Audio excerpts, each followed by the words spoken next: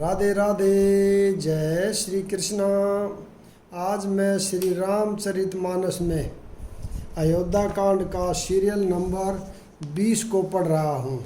बोल सियावर रामचंद्र की जय।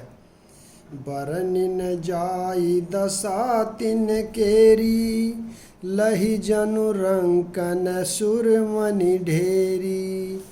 एक न एक बोल सिख देही, लोचन लाहुले उछन एही।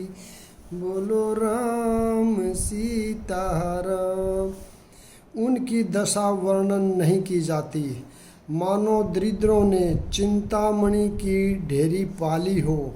वे एक एक को पुकार कर सीख देते हैं कि इसी अक्षण नेत्रों का लाभ ले लो। राम ही देखी एक अनुरागे, चितवत चल जाहि संग लागे।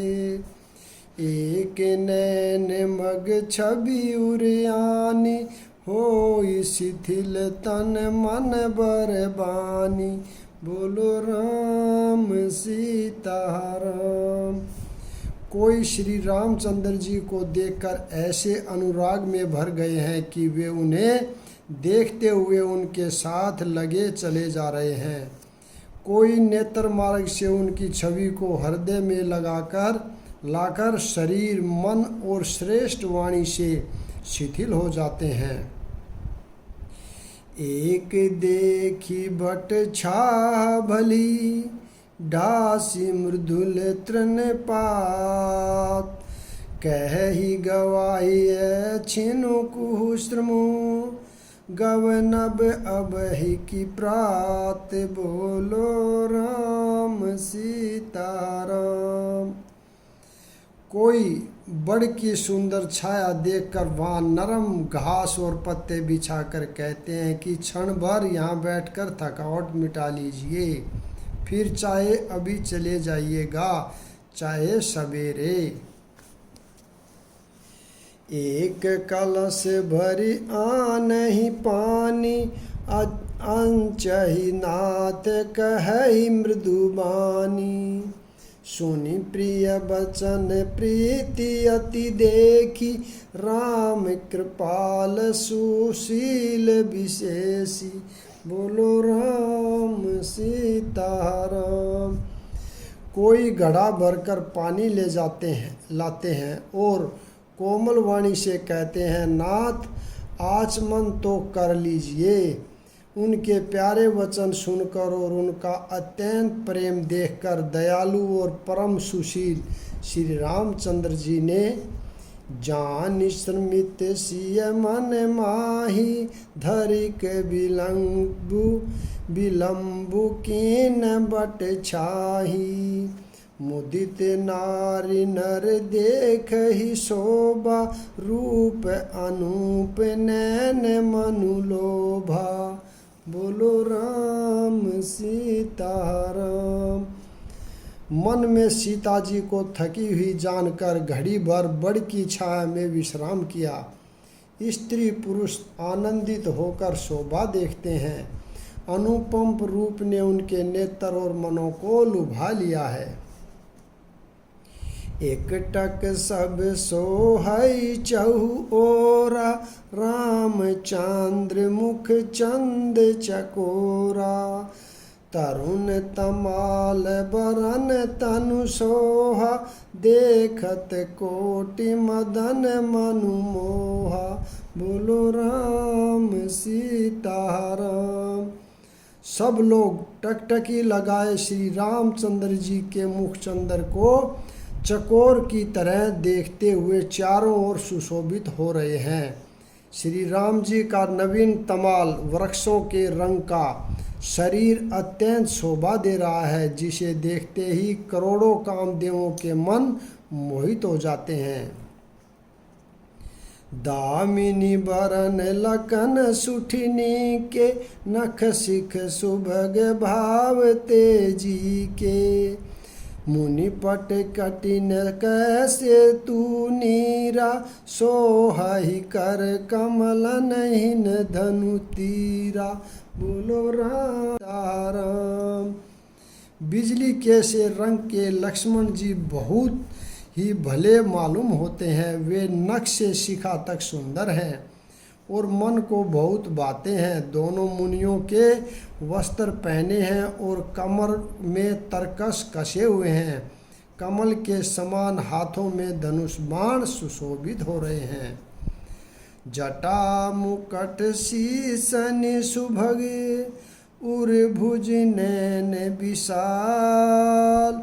शरद परब विधु बदन बर लसत सवेद कन जाल। बोलो राम सीताराम। उनके सिरों पर सुंदर जटाओं के मुकुट हैं। वक्ष सथल, भुजा और नेत्र विशाल हैं और शरद पूर्णिमा के चंद्रमा के समान सुंदर मुखों पर पसीने की बूंदों का समूह सुशोभित हो रहा है। बरनिन जाई मनोहर जोरी शोभा बहुत थोरी मति मोरी। राम लखन सिय सुंदरताई सब चित वही चित मन मति लाई। बोलो राम सीताराम। उस मनोहर जोड़ी का वर्णन नहीं किया जा सकता क्योंकि शोभा बहुत अधिक है और मेरी बुद्धि थोड़ी है। श्री राम, लक्ष्मण और सीता जी की सुंदरता को सब लोग मन, चित्त और बुद्धि तीनों को लगाकर देख रहे हैं। बोलो राम मेरे राम। थके नारी नर प्रेम पियासे मनहु मृगी मृग देखी दिया से। सिय समीप ग्राम तिय जाहि पूछत अति सने सकुचाही। बोलो राम सीताराम। प्रेम के प्यासे वे गांव के स्त्री पुरुष इनके सौंदर्य माधुर्य की छटा देखकर ऐसे थकित रह गए जैसे दीपक को देखकर हिरनी और हिरन सतम रह जाते हैं। गांव की स्त्रियां सीता जी के पास जाती हैं परंतु अत्यंत स्नेह के कारण पूछते सकुचाती हैं। बार बार सब लागे ही पाए कही बचन मृदु सरल सुभाहे। राजकुमारी बिने हम करही तिय सुभाए कछु पूछत डरही। बोलो राम सीताराम। बार बार सब उनके पांव लगती और सहज जी सीधे सादे कोमल वचन कहती हैं। हे राजकुमारी, हम विनती करती हैं, कुछ निवेदन करना चाहती हैं परंतु स्त्री स्वभाव के कारण कुछ पूछते हुए डरती हैं। स्वामिनी अभिनय क्षम भी हमारी बिलगुन मानव जानी गवारी। राजकुंवर दो सहज सलोने इन तिलही दूती मरकत सोने। बोलो राम सीताराम।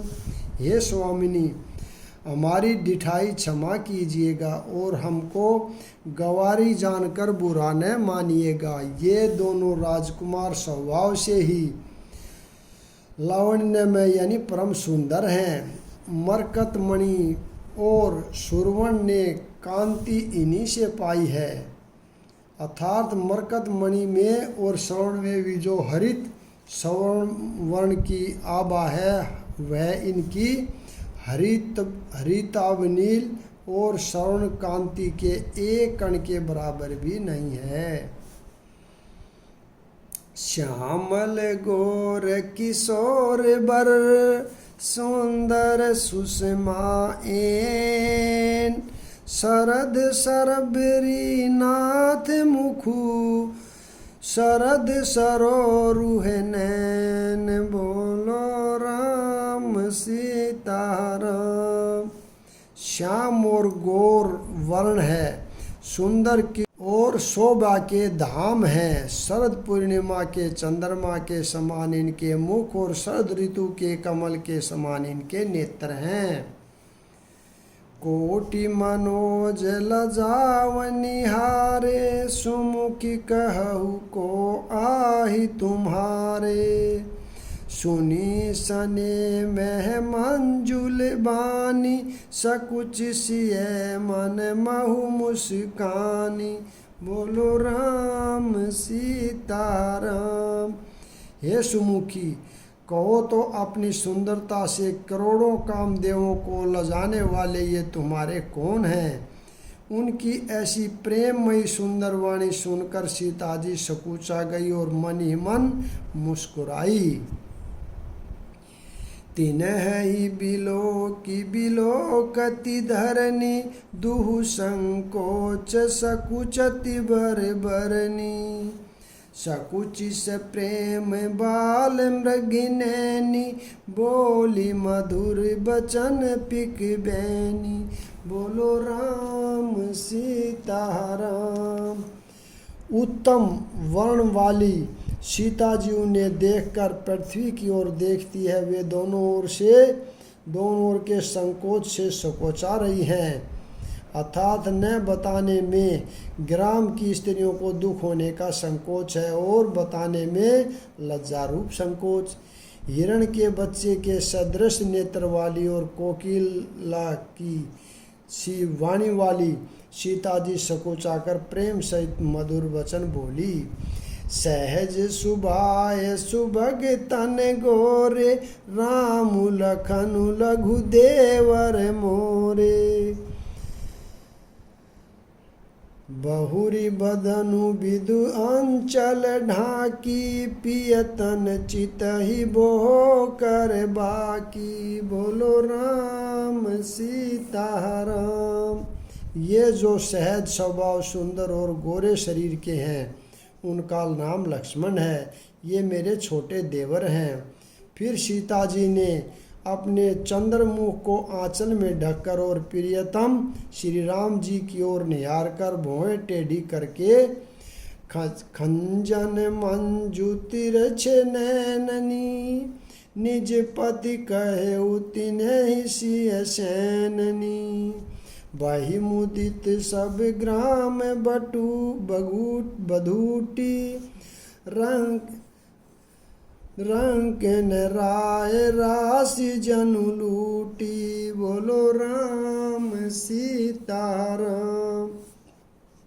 खंजन पक्षी के से सुंदर नेत्रों को तिरछा करके सीता जी ने इशारे से उन्हें कहा कि ये श्री रामचंद्र जी मेरे पति हैं। यह जानकर गांव की सब युवती स्त्रियां इस प्रकार आनंदित हुई मानो कंगालों ने धन की राशियां लूट ली हो। अतिशय प्रेम सिय पाए परी, बहु विधि देहि आशीष। सदा सुहागिनी हो तुम्हें, जब लगी मैं अहि शीस। बोलो राम सीताराम। वे अत्यंत प्रेम से सीता जी के पैरों पकड़कर बहुत प्रकार से आशीष देती हैं, शुभ कामना करती हैं कि जब तक शेष जी के सिर पर पृथ्वी रहे तब तक तुम सदा सुहागिनी बनी रहो। पार्वती सम पति प्रिय हो, देवी न हम पर छाड़ब छोहू। पुनि पुनि बिन करई कर जोरी, जो एहि मार्ग फिर है बहोरी। बोलो राम सीताराम। और पार्वती जी के समान अपने पति की प्यारी हो। हे देवी, हम पर कृपा न छोड़ना, यानी बनाए रखना। हम बार बार हाथ जोड़कर विनती करती हैं, जिससे आप फिर इसी रास्ते लौटें। दर्शनु देव जानि निज दासी, लखिसिय सब प्रेम पियासी। मधुर बचन कही परितोषु, जनु कुमुदिनि कोमुदि पोषु। बोलो राम सीताराम। और हमें अपनी दासी जानकर दर्शन दें। सीता जी ने उन सब को प्रेम की प्यासी देखा और मधुर वचन कह कहकर उनका भली भांति संतोष किया, मानो चांदनी ने कुमुदनियों को खिलाकर पुष्ट कर दिया हो। बोलो राम सीताराम। तबहि लखन रघुबर रुख जानी, पूछे हूँ मगु लोग निह मृदुबानी। सुनते नारी नर भय दुखारी, पुलकित गात बिलोचन बारी। बोलो राम सीताराम। उसी समय श्री रामचंद्र जी का रुख जानकर लक्ष्मण जी ने कोमल वाणी से लोगों से रास्ता पूछा, और यह सुनते ही स्त्री पुरुष दुखी हो गए। उनके शरीर पुलकित हो गए और नेत्रों में जल भराया। मिटा मोदु मन भय मलीने, विधि निधि दीन लेत जनु छीने। समुझ करम गति धीर झुकीना, सोधि सुगम मगुतिन कहि दीना। बोलो राम सीताराम। उनका आनंद मिट गया और मन में ऐसे उदास हो गए मानो विधाता दी हुई संपत्ति छीने लेता हो। क्रम की गति समझकर उन्होंने धैर्य धारण किया और अच्छी तरह निर्णय करके सुगम मार्ग बतला दिया। लखन जान की सहित तब गवनु कीन रघुनाथ, फेरे सब प्रिय बचन कही, लिए लाई मन साथ। बोलो राम सीताराम। तब लक्ष्मण जी और जानकी जी सहित श्री रघुनाथ जी ने गमन किया और सब लोगों को प्रिय वचन कहकर लौटाया, किंतु उनके मनों को अपने साथ ही लगा लिया। फिरत नारी नर अति पछताही, दे अहि दोषु देहि मन माही। सहित विषाद परस पर कही, विधि कर तब उल्टे सब एहि। बोलो राम सीताराम।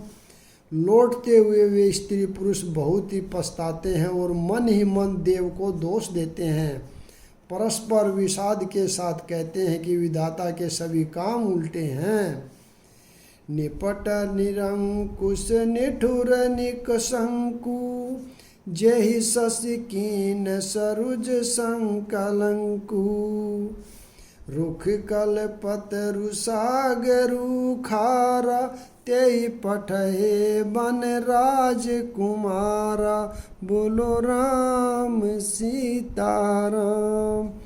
वह विधाता बिल्कुल निरंकुश, निर्दय और निडर है, जिसने चंद्रमा को रोगी और कलंक की बनाया, कल्प वृक्ष को पेड़ और समुद्र को खारा बनाया, उसी ने इन राजकुमारों को वन में भेजा है।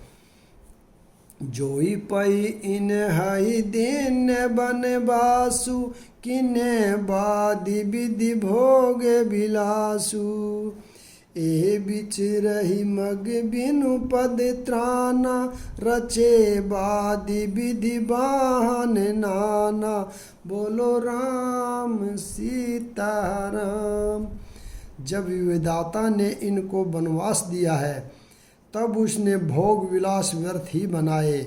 जब ये बिना जूते के रास्ते में चल रहे हैं, तब विधाता अनेकों वाहन व्यर्थ ही रचे। ए मही पर ही डासी कुश पाता, सुबग सेज कत सृजित विधाता। तरुबर बास इन्हई विधि दीना, धवल धाम रचि रचि श्रुम कीना। बोलो राम सीताराम। जब ये कुश और पत्ते बिछाकर जमीन पर ही पड़े रहते हैं, तब विधाता सुंदर सेज यानी पलंग और बिछौने किस लिए बनाता है।